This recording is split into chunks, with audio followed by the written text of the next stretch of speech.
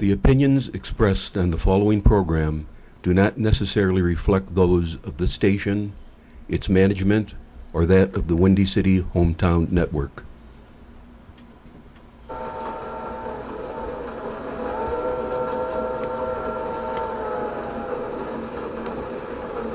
All aboard!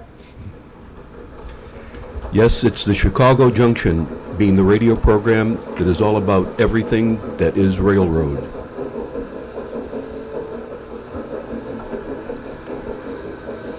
Next stop, Chicago Junction.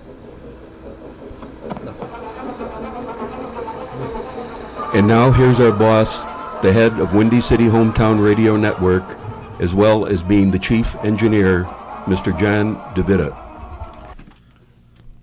Welcome, ladies and gentlemen, to another broadcast of Chicago Junction from the John DeVita Broadcast Center on the northwest side of Chicago on the Windy City Hometown Entertainment Network on Monday, October 14th, the year 2013.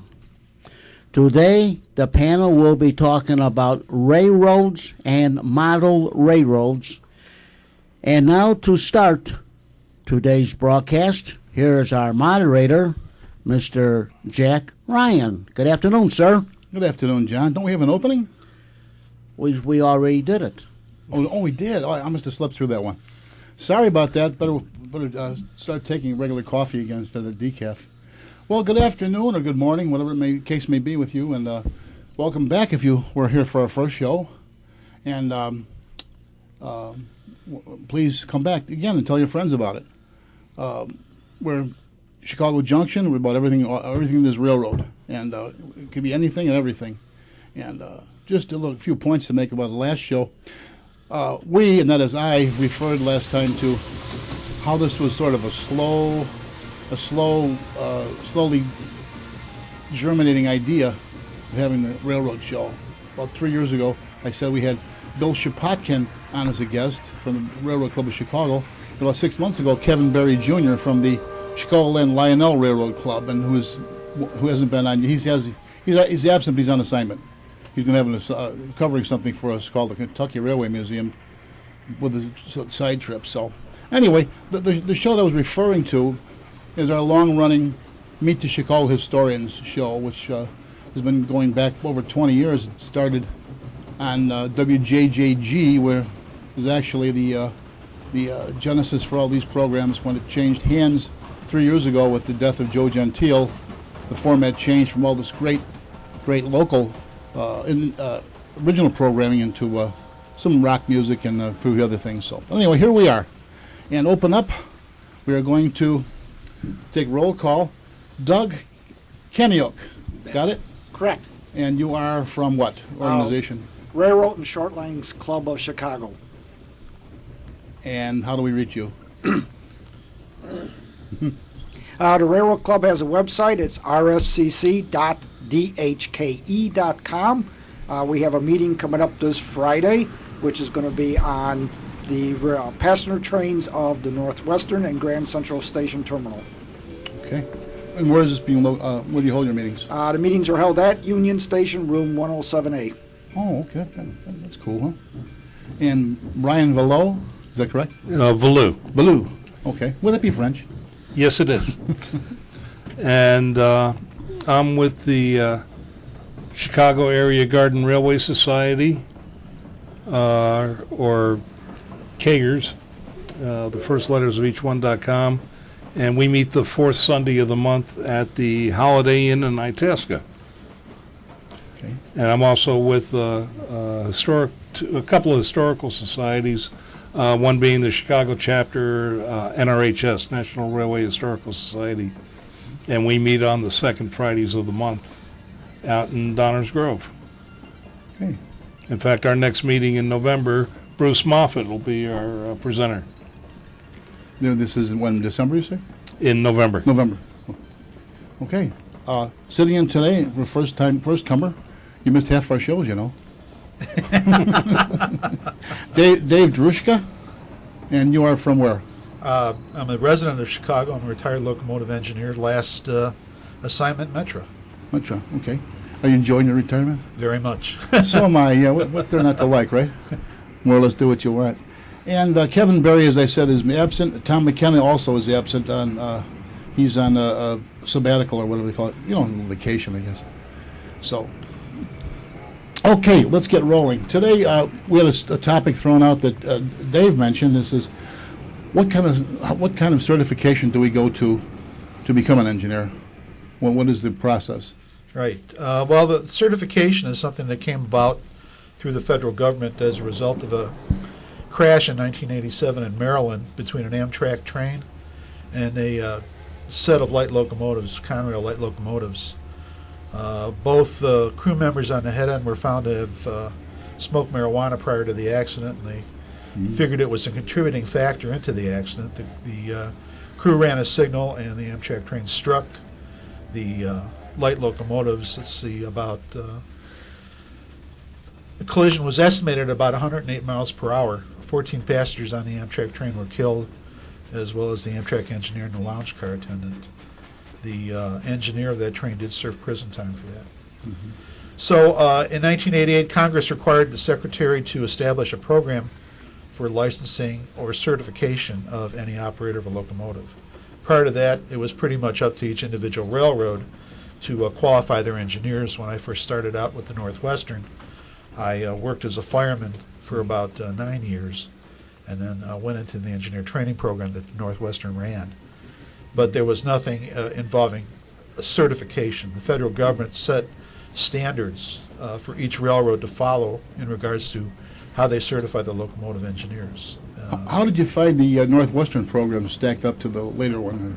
I thought the Northwestern program was good. It was, of course, I did it in the 1980s, and it was before they had anything like simulators. But it pretty much followed the line what most railroads have done since. You had your classroom training, including rules and mechanical, and then you had your hands-on training. With the Northwestern, it was running a junker train over an old Great Western piece of trackage, and then you were put with different engineers out on freight and suburban to learn the ropes. I had as a fireman, you get a leg up because you worked in suburban service exclusively, and for the most part, you split the running time with the engineers. So you operated the train half the time the engineer did. Depending on the engineer, you might run the train all the time, depending on what crossword puzzle he was working on. Now, fireman, what exactly was a fireman? Well, fireman had started out in steam locomotives as someone who fed the fire on the locomotive.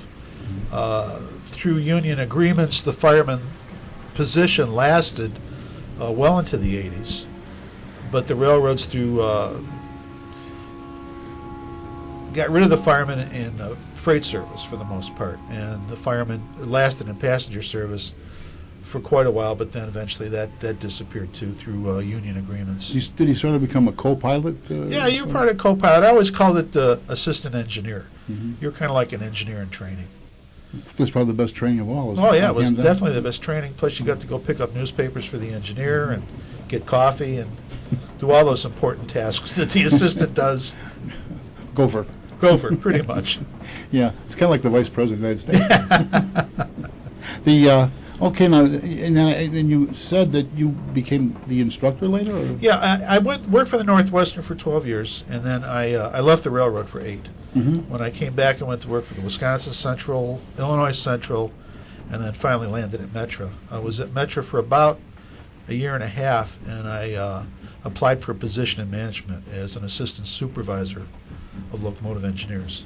It's too bad. It was like this is your life. We happen to have one of your students present. Yeah, right. Should we do that behind the curtain thing, or just want to say something? Yeah, right. Yeah, this is your life. Yeah. No, yes, he was one of my instructors. Brian is talking now. Fine. Yes, this is Brian. But Dave was one of the instructors I had when I became a locomotive engineer when I went to Metra. And got qualified through him. So you guys go back a ways, huh? Yeah, we do. How long ago was that about, you? Well, was in the 98, 98, 99. Yeah, Brian's situation was that he had been an engineer previously certified at another railroad. So he came in and went on what you'd call sort of an accelerated program, training program, as opposed to somebody who was fresh out of the conductor's ranks. Mm-hmm. One of the things I was tasked with when I first accepted the position was to totally revamp the engineer training program. At the time, it was basically a lot of stuff on photocopied sheets that had been photocopied a million times, and I instituted audiovisual PowerPoint training and redid the print material. And in the process, we had to resubmit our program to the federal government for approval. And that's one of the aspects of the federal oversight, is that each railroad is responsible for their own training program. It has to meet the federal guidelines, but within those guidelines, the railroads can do a number of different things as long as the federal government approves it. Now this, the crash, speaking of a crash, just puts me to mind of the recent CTAL crash, and I was working in the downtown as a policeman the night in 1977 when the big crash occurred at Lake and Wabash, where the curve is there. Anyone recall that? Yes. Yeah. Do they all fall under the federal government or the LSTB or? The operations like the CTA, public transit, fall under a different category. Railroads fall under common carrier, whereas the public transit systems are enclosed, pretty much, elevated, except for short segments that operate over street on grade level over streets, but they operate under a totally different set of rules. Well, that would be the Wabash line there. The loop line is all over streets. Right. And when you said someone drivers of both trains, that big crash in '87 were found to have been smoking marijuana? Yeah, there was the head end crew, what you call the head end crew, is probably the engineer and the conductor. Mm-hmm. Yeah, we're both found to have. I believe there was the driver of the one train in Wabash crash also was found to be. I guess he was just discharged. Would you think that other countries, the penalties would have been a lot higher? Probably some communist country would call for an execution. That's one of the things that did come about too, was mandatory testing and random testing. So it isn't unusual to show up to work and be told to go in for the whiz quiz.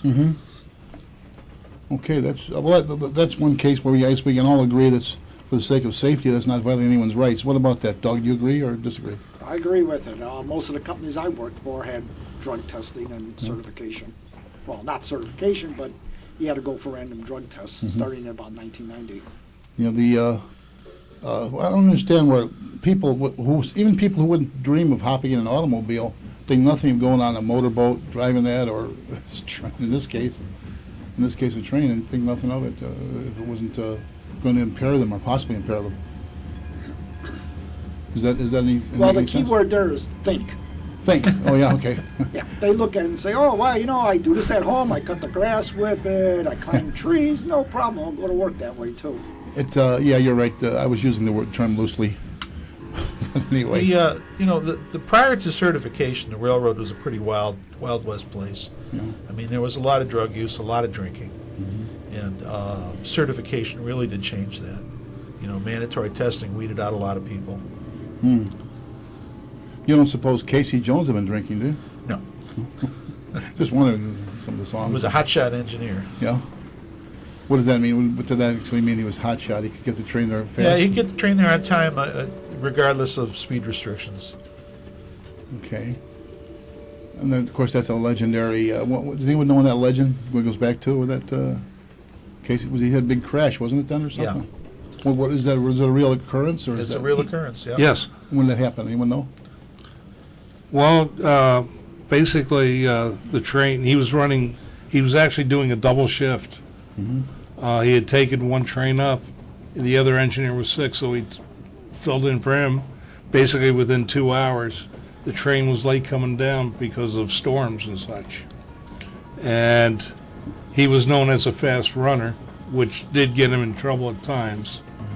And then when he was a place called Vaughn, Mississippi. He was getting close. They had a unique situation where they had 3 trains ahead of him meeting. They had one train in one siding, and the other siding they tried to put two trains, but they were so long where they stuck out on the main line track.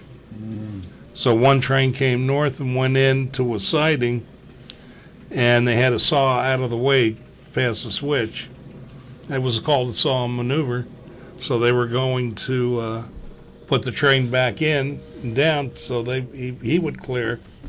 But unfortunately, air hose broke and left 4 cars on the track. Excuse me. And he literally rammed it while he was trying to stop. He stopped. They came around a curve, saw the caboose.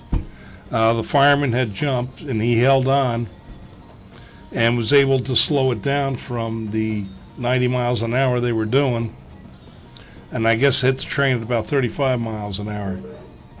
One was the caboose that was shattered.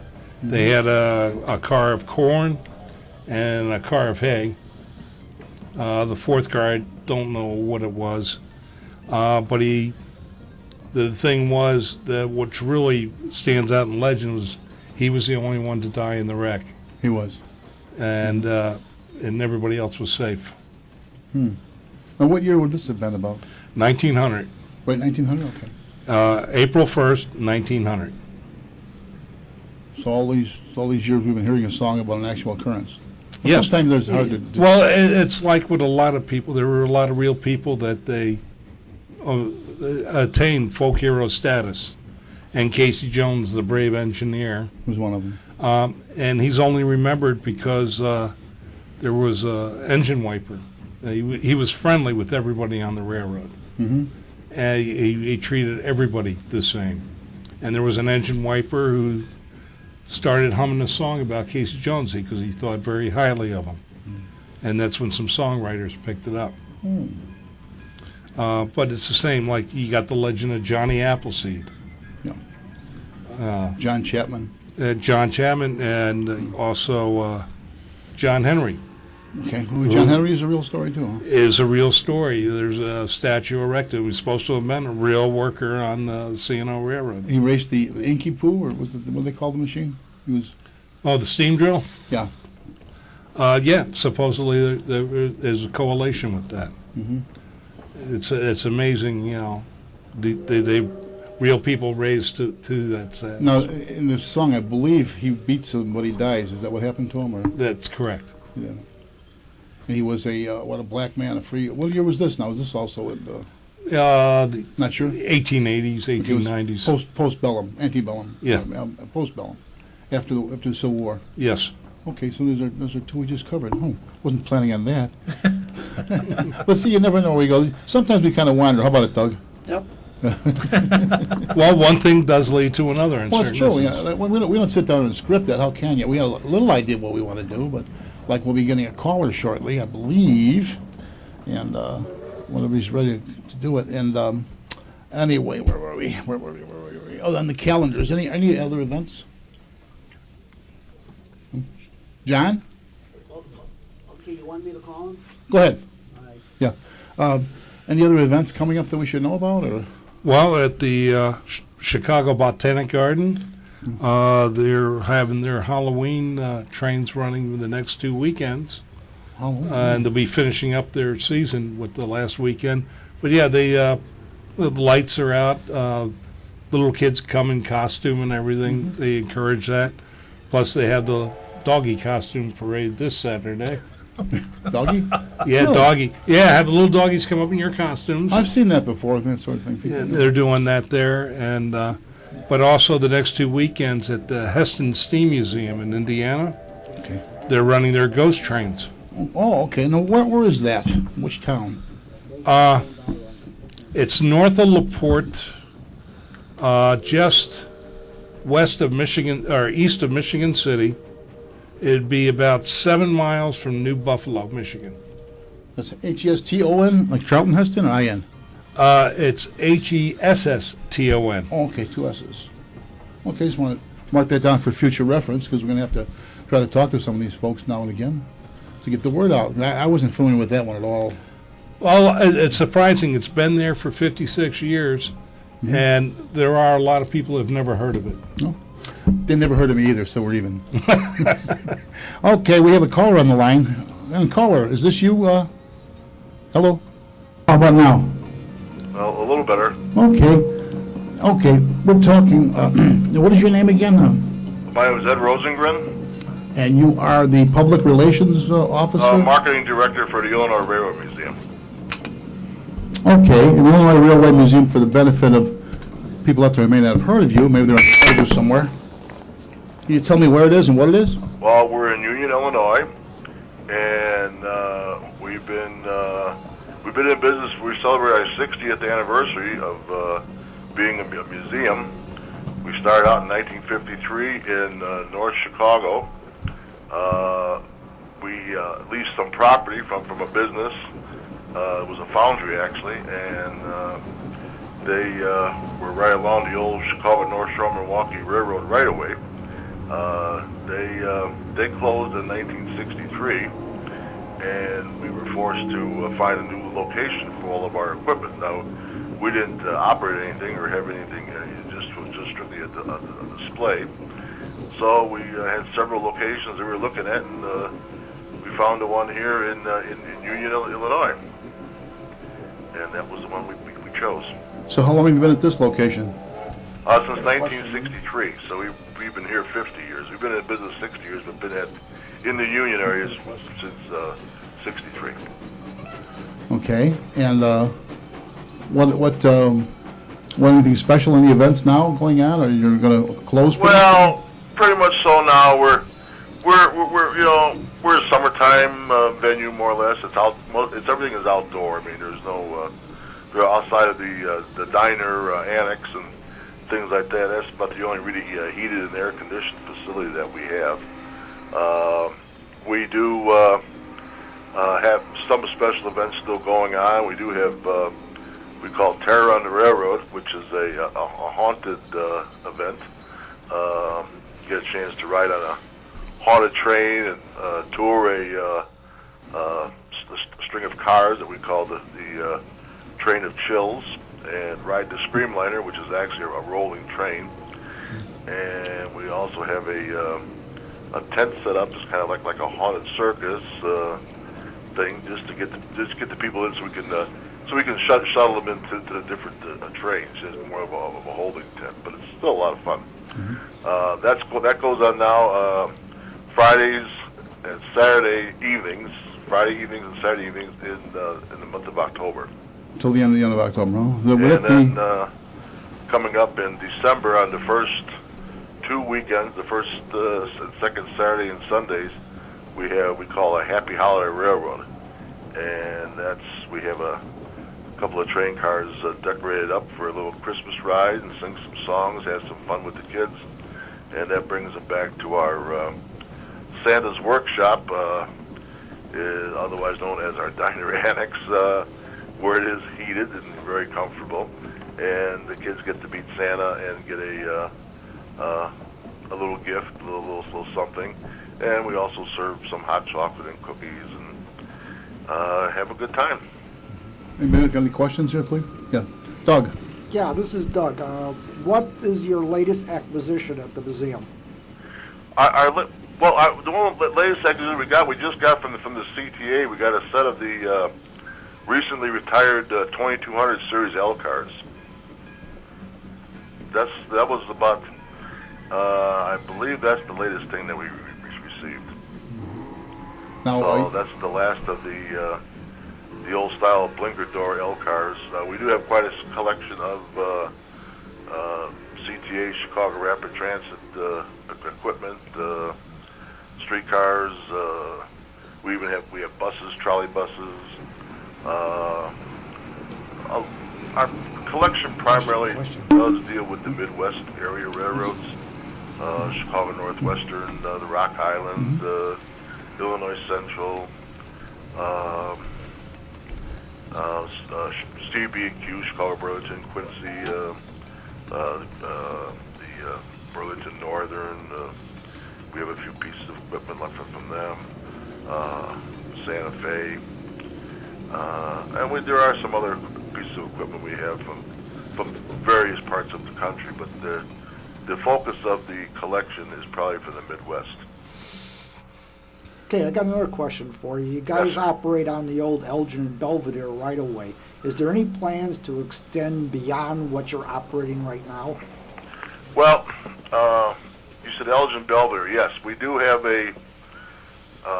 our land that we have, the main museum campus, is built along the old Elgin Belvedere right away. We own from the town of Union, which is Jefferson Street, all the way down to Coin Station Road, which is in Huntley. Now, the thing of it is that Interurbans, which this was a part of, ran on a right-of-way, and most times ran along a mainline railroad, such as we do, and that was the old Chicago Northwestern, which is the one that actually goes into Belvedere. The interurban, when it came to a town such as it did in Union, it turned and went down the main street. There was no right of way because a lot of people, oh, somebody built a house where your tracks used to be. Well, no, there was never tracks there because when it got to this point in Union, it veered to the left and went down and then went behind, crossed the main street, went down about another about a quarter of a mile, and then went back onto the right of way again and continued on.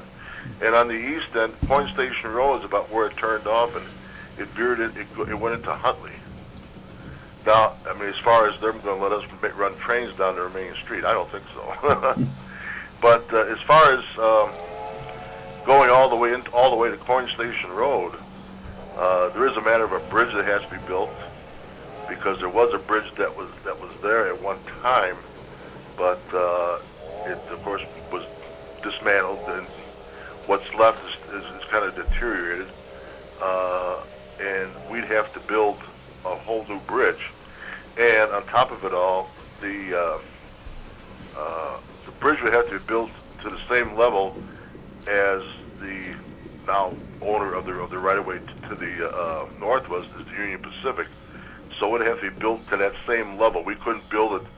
We have to tear everything out, raise our railroad up, and it's a pretty good percentage to match that other right of way to the UP, because if we could have one lower bridge and they have a higher bill, or we couldn't go higher than they.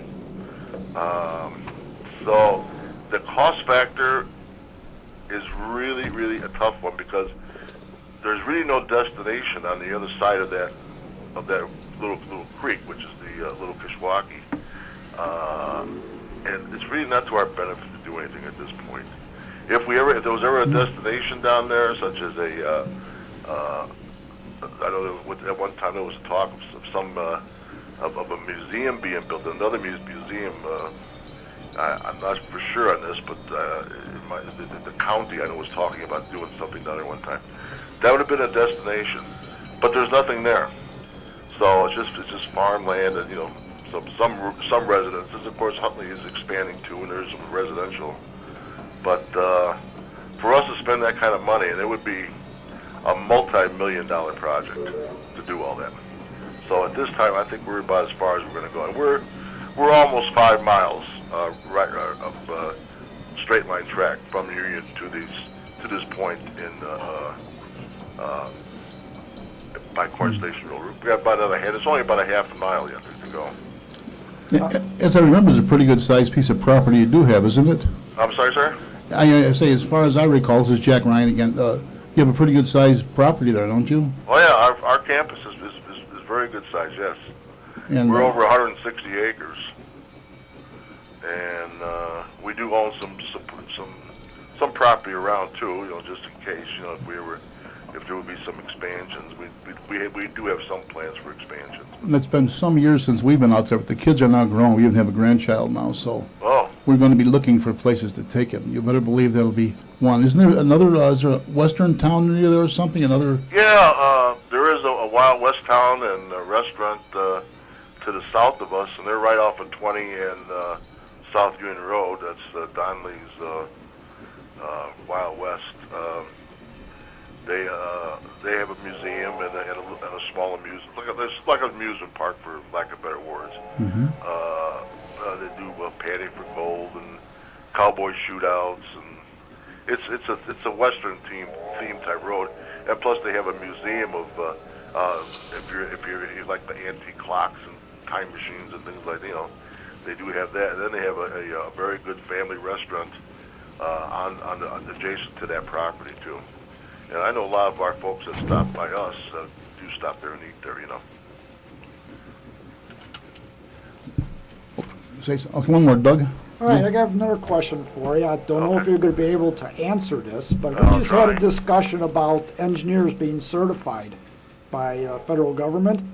How are your engineers certified to operate on the IRM line? Well, we're not a common carrier, but believe me, our training and certification is sometimes more rich than the railroads.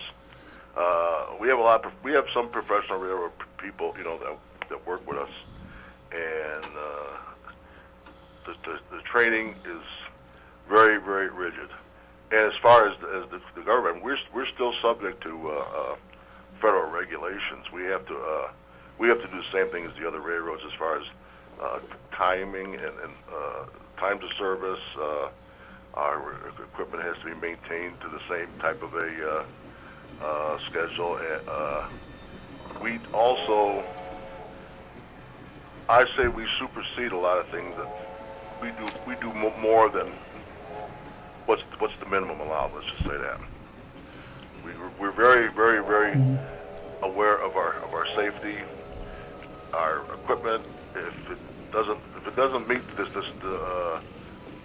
criteria, it doesn't run that day. That's all there's to it. If there's something wrong, it just don't go out. And we even have that disclaimer on all of our advertisements that all equipment is subject to mechanical and safety conditions. If there's something not right, it don't go. Okay. We'll find something else to run. But, okay, can you tell us now, how can a listener get a hold of you? Is there a phone or website or address to write The at? best way to get a hold of us is through our website. It's a real easy one to remember. It's irm.org. That's it? irm.org. O-R-G. Illinois Railway Museum. Right. .org. .org, yeah. That's But very good. just the IRM is all you need to get it. You type that in, get your search, and it'll come right up. We do have a phone number. We have two phone numbers. It's area code 815-923-4000, or for toll free, it's 1-800-BIG-RAIL. 1-800-BIG-RAIL. Mm-hmm. Can you hear me now? Can you hear me, Ed? Yeah, now I hear you perfect. Okay, good. We got a little power problem here. Understood. All right. Well, good enough, and I can attest first, and maybe everyone has been familiar with it, but it's well worth the trip. You can spend the day easily out there. Yeah, With it your is. family. We have a lot of special events. I mean, like I say, we're a more of a fair weather. Because now that September is over, we're in October, so our events are pretty much limited. We still are open on the weekends through the end of October, but with limited type rides during the daytime.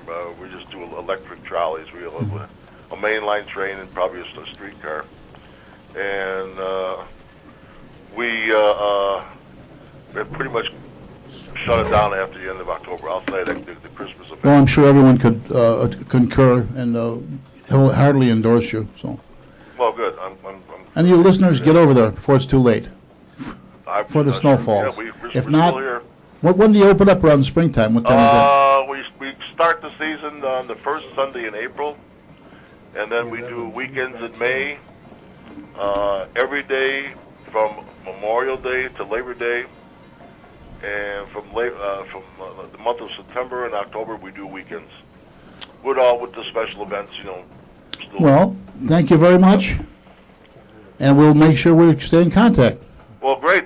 Thank you very much for the opportunity. And thanks for calling. Okay, sir. Bye. Okay, that was Ed Rosengren from the the Public Relations Director for the Illinois Railway Museum in Union, Illinois. And believe me, folks, it'll be well worth the trip. Take the whole family.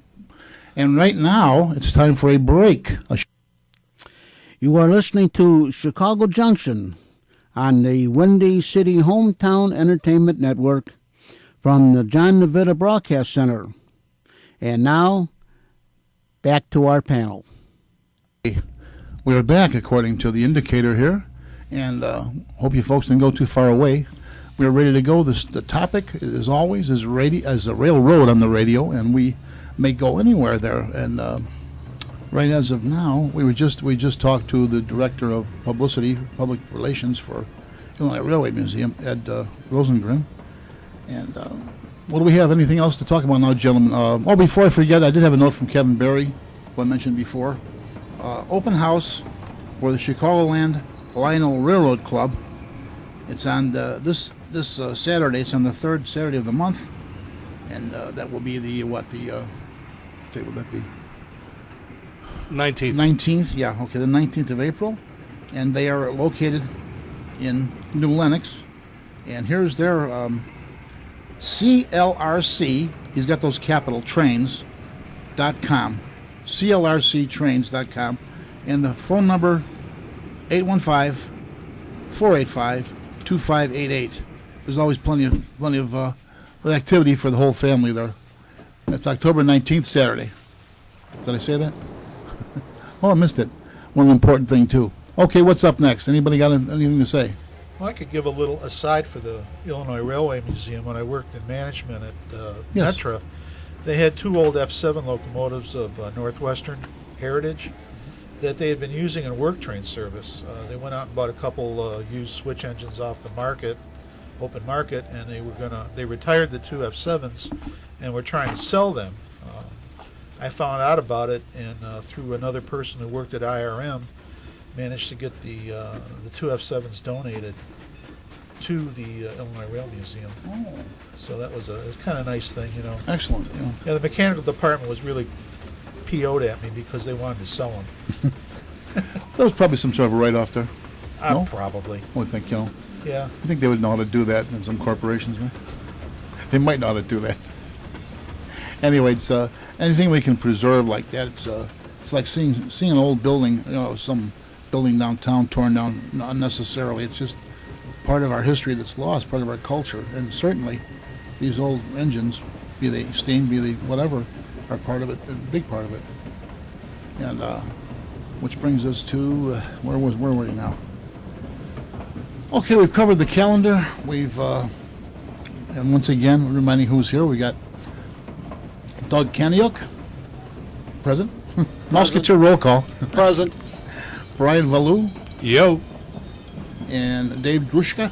Here. Well, D-R-U-S-Z-C-K-A. DARUSZKA. That's interesting that two guys actually worked in the business who are buffs. Usually that doesn't work out that way, does it? Well, I worked at the Wisconsin Central, and that was Rail Fan Railroad. Yeah.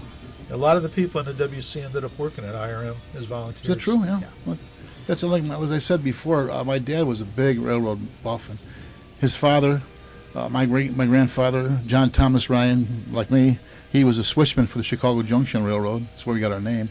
As was his older brother, John, and my one cousin, Jack Ryan, had worked for them before he went out and became a commercial pilot. So, but my dad was the one who knew all about the different railroads and where they were. And someone said, "Gee, I wonder why Clem never worked for the railroads." Well, he didn't. He worked at Central Steel for 35 years, close to anyway.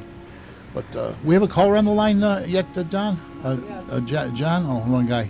Yeah. So, anyway, once again, we hope you tell everyone what we're trying to do here. What are we trying to do anyway? We're trying to get a meeting place for people with interest in the railroad. All kinds of interests. You could be model trains. It could be historical. What else do we have? Current railroad situation. Future plans. Future. In the Future plans.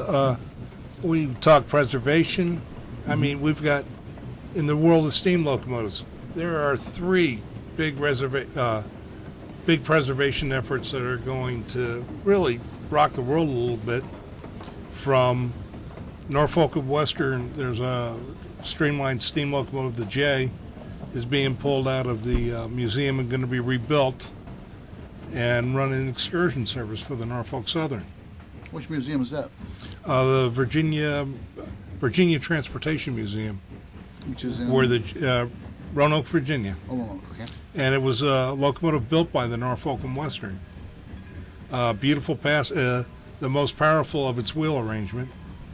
And it was an excursion service. It's been gone because the management at the time didn't think it was projecting the properness for the railroad. But they have a new president in here, and he actually leased a couple of steam locomotives to help promote his railroad, and realize this gets the people to familiar with the railroad. The steam locomotive brings them out, remembering the heritage. And the guy was a firm believer in that. And so the locomotive's being rebuilt by private funds, and will be running again on the Norfolk Western system. Now you say it didn't provide the proper image or project the proper image? Right. From it? Well, because you had a lot of people, steam is old, smelly, dirty, polluting, but that's what fascinated everybody. What got them interested in trains. Buffing and Being train buffs, but because you're looking at a machine, you put it next to one of the modern diesels. You hear them both, but when a diesel goes, you don't see what makes it go. A steam locomotive, you got the big wheels. You could see you could use almost all your senses with it. I mean, you walk up to a steam locomotive. First of all, you do hear it. When a steam locomotive's lit off, it's alive. Yeah. You hear the steam coursing through it or leaking somewhere. You walk up, you feel the heat radiating from the boiler. The tempo increases as it goes too, right? Well, yeah. Well, okay, when it starts moving, all of a sudden you see this massive ballet of rods moving the wheels with two pistons going back. You see what makes it go. It looks like something that's really alive to me. Yes. Really? It's like I said, between that and the sailing ships, the two greatest inventions for inspiration. It inspired music, stories. We mentioned that last month when I mentioned Ray Bradbury. By the way, the story that I was quoting from was I Sing the Body Electric. I've seen the body electric. I Sing the Body Electric. Okay. Ray Bradbury's story, where he absolutely kept it. It wasn't, it just part of the story. It was backdrop, but it wasn't essential, but he threw it in there because it fit. And it's like the Union Pacific is doing something now. They're pulling a locomotive that was in preservation.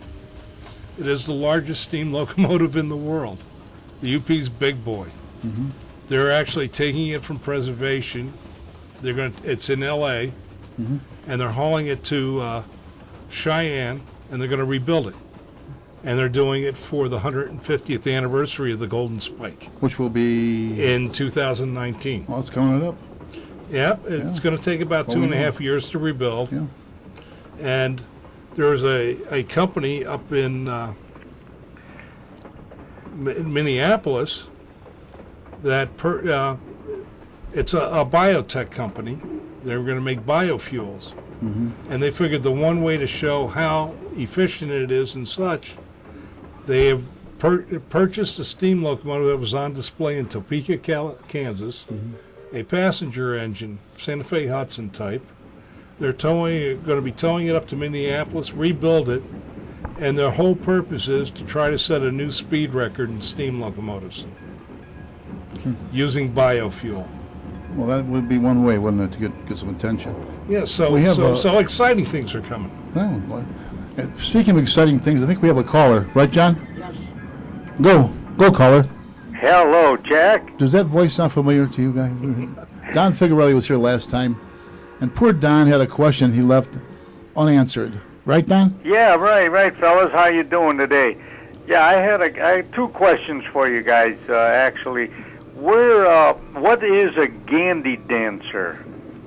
I've heard that term on the road, a Gandhi dancer. What does it mean? Dave Drushka? Yeah, Gandy dancer is a track worker. Somebody who goes out and spikes the tracks, checks the alignments. And actually, my uncle was a Gandy dancer for the New York Central out of Buffalo. How does the term come about? That's a good question. Somebody else might be able to answer that. I'll give it a shot. Doug? It looked like they were, when you watch the old way of laying track with the spikes and the thing that looks like a pick, it looked like from a distance they were doing a dance. So it was actually. Did they look like Gandhi? Or what? No. Actually, from what I heard was the tools were built by the Gandy Dancer Tool Company. Is that true? Shovels and picks. Well, There you go. are they still in business? Not that I know. We'll get hold of one of them. The only Gandy Dancer I know of was produced railroad movies, Okay. rail fan films. Okay. All right. How's that, Don? Is that an answer? Well, you know, it's a little weak, Jack. I couldn't quite hear all of the guys. You know. Well, tune us in. Tune us in later. Do you want to try it with? Tell Johnny to pump up the volume a little bit. You hear that, John? Yeah. Oh, we're trying our best. hmm Okay. Would you have another question? Well, what was it though? Is it A track worker. They're laying Gandy, track, is it right? A part Repairing of the track, railroad industry? Is it run by a guy, two guys? What is it? It's a track worker. Oh, it's a track worker. Right. Oh, okay. So just wherever he could be installing track or whatever, inspecting them. Right. It's an all-encompassing term for track workers. At one Well, time they were it- called Gandy dancers. What do they call them now? Uh-huh. Track workers. Gandy is a name of a company, perhaps, or Gandy was the name of the tool company that provided the shovels and picks. oh, there you go. Uh-huh. Oh, okay. That's so funny. That explains it. I got an uncle that. I got an uncle. The question John, was, is there a law or a rule that a freight or a passenger can only hold up a crossing for 7 minutes? Does that sound familiar? It's a 10-minute rule. There's a 10-minute rule. A railroad can only block a crossing for 10 minutes. After that, the municipality is allowed to fine the railroad for blocking that crossing. Oh, Yeah. okay. So it's And I 10 can tell you what the minutes. procedure I thought was. it was 7, but it's 10 now, huh? It's 10 minutes. Yep. Okay. You know, because sometimes there's an emergency vehicle or something, you know, they can't hold it up too long. there's no way of, no way of getting it any other way, though. It's a good way as an engineer to get in a lot of trouble, blocking a crossing. If you don't follow the dispatcher's instructions and end up pulling down and being held at a signal and blocking a crossing, you'll hear about it. Having been a cop here in Chicago for 34 years, I could tell you what the procedure was. I never did it, but if the intersection was blocked, you are to write a citation of obstruction of traffic, and you put it to the yardmaster somewhere. And I'm sure Yeah. whatever fine it would be nothing to the railroad anyway. Yeah. Uh-huh. Now, the That was railroads maximum. are well accustomed to paying those fines. You know, They I look at never it as did. a cost of business. Yeah. The way to correct it, of course, it couldn't be done all over because it'd be too expensive. Is just to put the an overpass so the tracks go over the street, you know, and then there's no blockage of traffic at all. It flow, but that's very, very expensive. Well, the cost of doing that is shared by the railroad and the municipality that wants that done. And the Yeah. municipality can get state funding, but they still end up footing part of the bill. Yeah, right. Well, finally, in Franklin Park, Illinois, there was a problem for years that it seemed like the Sioux line would hold up a train. You know, oh man, but then eventually it took them 50 years, but they finally made a beautiful overpass on Grand Avenue, and it's great now going through Franklin Park. You just go right under the tracks, you know. Hey, fellas. That was good to hear. Yeah, thanks an awful Well, lot. for thanks, Don. listening And to me. remember, hey, listen, Don has his own show on this Windy City Sports Network. Don is Sports. You can find him. Right, Don? Yeah. You're doing another I'm show in a couple listening. days, I'll be right? there Wednesday from 11 to 12. Yeah, he'll be taping this week, so. Yeah. All right, Jack. Thank you, Don. Thanks for listening Yeah. to me, and good show. Keep it up. Thank you. All right, go Good to Notre hear. Dame. Yeah, go somewhere. Anyway, which reminds me of one more. We've touched on how railroads get into the lore, the legends, and the music. What about in the what has been called the art form of the 20th century, motion pictures? Can you think of? I'm going to throw this over to Brian.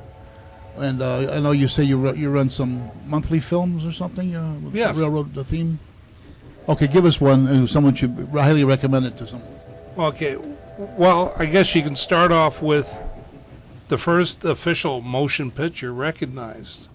I mean, they've had movies and stuff, but the first movie to tell a story in 1903 was called The Great Train Robbery. Edison. Yeah. And it was Edwin Porter was the first officially recognized director. But it was Western, filmed on the Delaware, Lackawanna, and Western Railroad in East Orange, New Jersey. And is where it was filmed. It was the first film that actually was edited. Right. And so railroads have been around for a while. Gave your first chase scene in the movies when the posse were chasing the outlaws. They also had like the first close-up they use when the guy fires the gun. Right, and then there was homage paid to that in a movie called Scarface. Also in Goodfellas. That is correct. Yeah. They did the similar shot. Okay, one more. You got a really good comedy. I think we talked about earlier. Yeah, if you're looking for a good film to rent and really enjoy, it's got to be the 1926-27 classic from Buster Keaton called The General. And it's his version of the Great Locomotive Chase. And he was the engineer. In it, he plays the engineer of the General. Right. And he, instead of the story, which is the conductor actually went after it on the Texas, that he was the one that chased after the engine, and ended up chasing it all the way into the Union camp where it ended up. Well, like so many great films, I said comedy. It's hard to kind of classify this because he has such great Civil War battle scenes in there.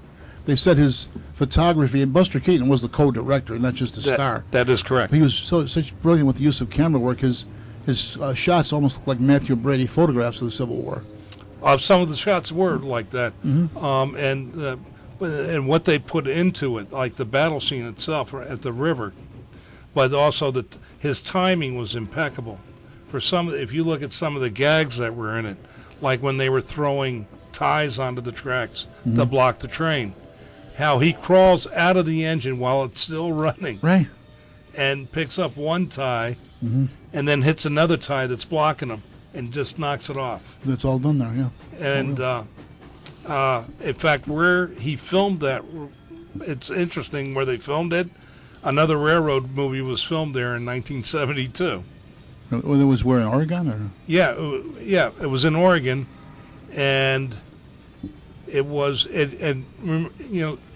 and the movie was called Emperor of the North, that had Lee Marvin, Ernest Borgnine, David Carradine. That was filmed on the same railroad. Same one. But all the locomotives, the railroads, let him purchase for a scrap price, so that way he could blow up all the engines. Well, they had one just the burning... The burning bridge. There's a burning bridge where this general insists you can cross it, and it goes right down into the river. Right, yeah, the one the engine went across. Yeah. But that was an actual locomotive and not a model that went in that river. You see that when it hits how the steam hits the water and yeah, all over the place. Another thing he did is stunts. Like one time he was sitting on the what do they call it? The piston. Oh yeah, sitting on the drive rod, and it just slowly starts to move, and he becomes aware of it slowly in the film. But he had taking a chance of being tossed on that opening, wasn't it? Yeah, but we know what happened to him later in life. But he is probably one of the greatest gag writers in Hollywood, up until when he passed away.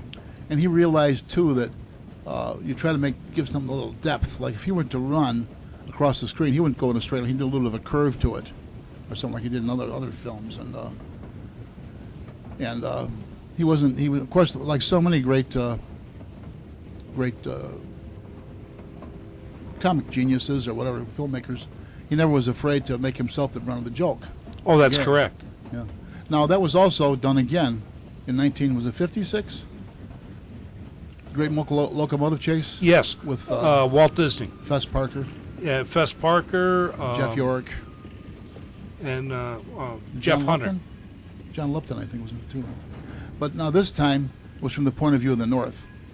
That is correct. Well, it's based on the story. It actually went Yeah. both ways. Mhm. And the one thing that, here we go, a little bit of trivia to throw with it, that great locomotive chase gave birth to the highest military honor that a soldier can get. And that was the birth of the Medal of Honor. It was really?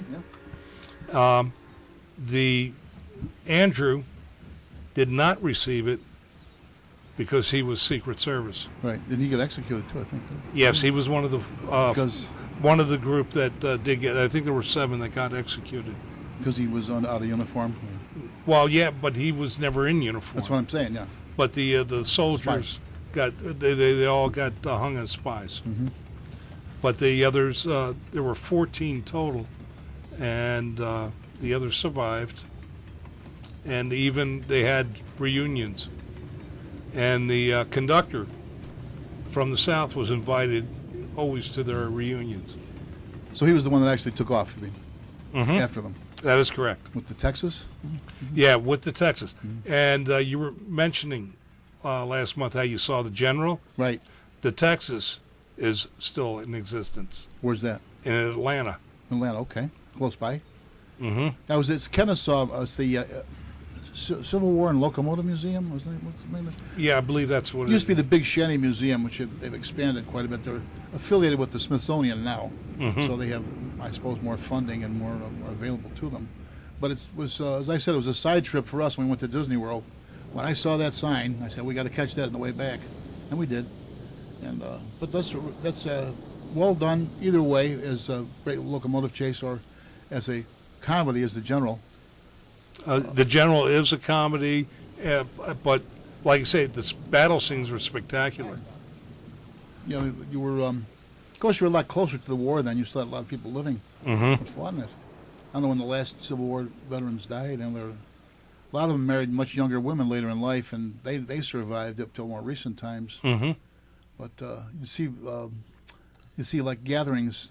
One newsreel had a gathering of everybody they could get a hold of that had been at the Battle of Gettysburg, and guys shaking hands, some of them dismembered, and greeting their former enemies. Which it's kind of touching in a way that we couldn't at least get together like that. I know feeling surely persisted for years with the your Yanks or whatever marching through Georgia and all that business. But why wouldn't it?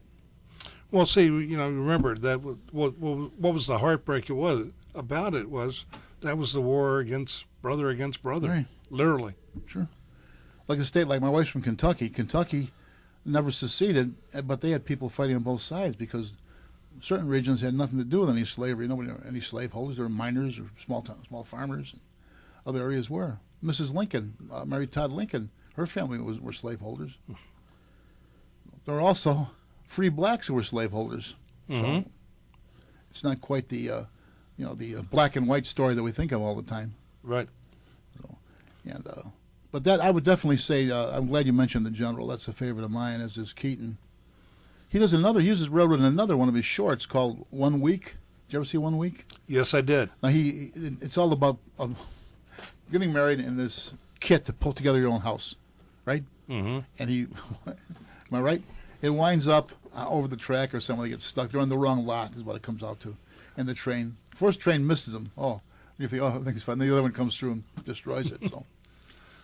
Got one Anyway. for you guys. Okay, What was let's a hear it. movie where the guy's a streetcar operator, and he runs the street? Something's happening with the streetcar company. He ends up running the streetcar down the street with no wheels.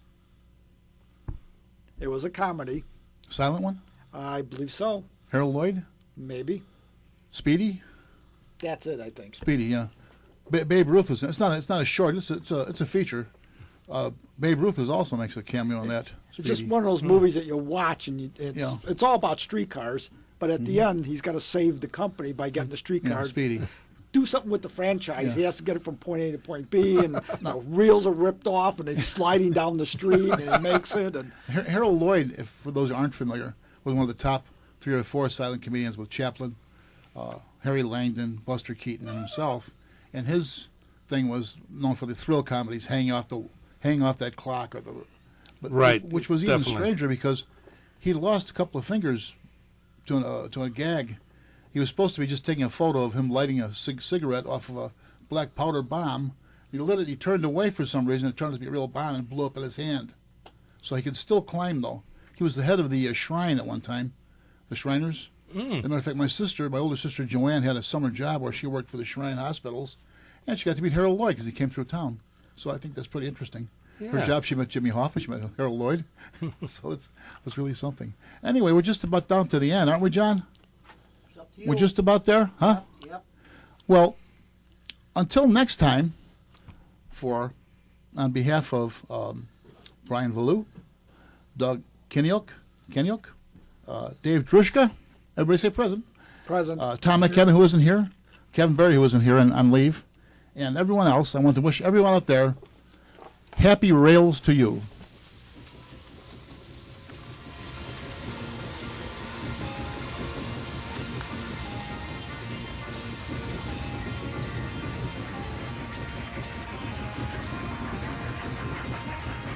Until next time, I'm throw this back to our announcer, Tom McKenna.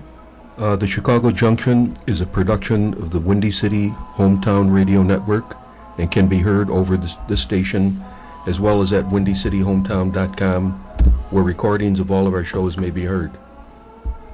Join us again next time when we take our railroad of imagination on our continuing journey through the wonderful world of the train. All aboard. Thank you for listening.